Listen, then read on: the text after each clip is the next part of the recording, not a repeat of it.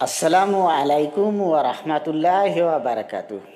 সম্মানীয় দর্শক ভাই বন্ধুরা, আপনারা কেমন আছেন?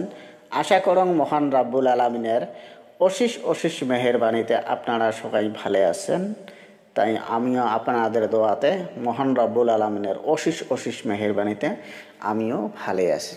তাই আজকে আমি শিখাবো আপনাদেরকে যে জীবনের গুনাহ কিভাবে মাপ হয়।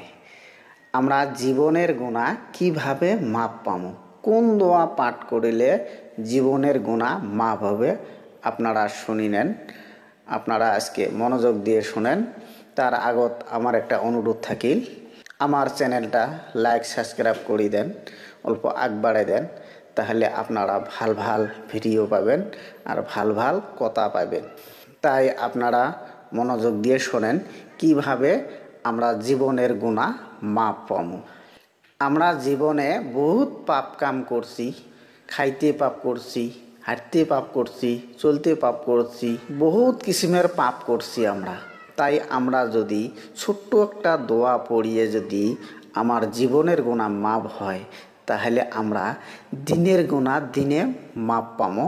আর দিনের গুনাহ দিনে মাপ পাইলে আমরার জীবনটা সাফল্য হবে, আমরার কোনো আর টেনশন থাকবে না। তাই আপনারা শুনি নেন কিভাবে জীবনের গুনাহ মাপ হয়।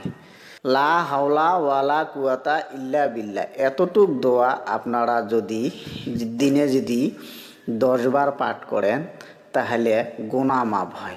আর যদি আপনারা 100 বার পাঠ করেন দিনত, তাহলে আপনারা জীবনের গুনাহ মাপ হয়ে যাবে আপনাদের।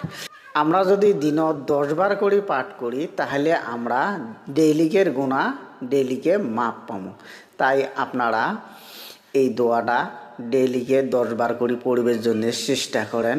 আর এই দোয়া পড়িলে যে কোনো ঘরত বালা মুসিবত, যে কোনো মুসিবত আপনার ঘরে আসবে নয়, আপনার ঘরে আয় উন্নতি দিয়ে ভরি যাবে।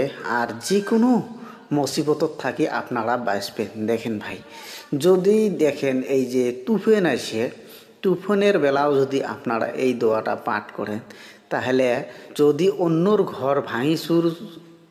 ঘর যদি ভাঙি চুরমার হয়ে যায়, তথাপি আপনার ঘরে কিচ্ছু হবে না।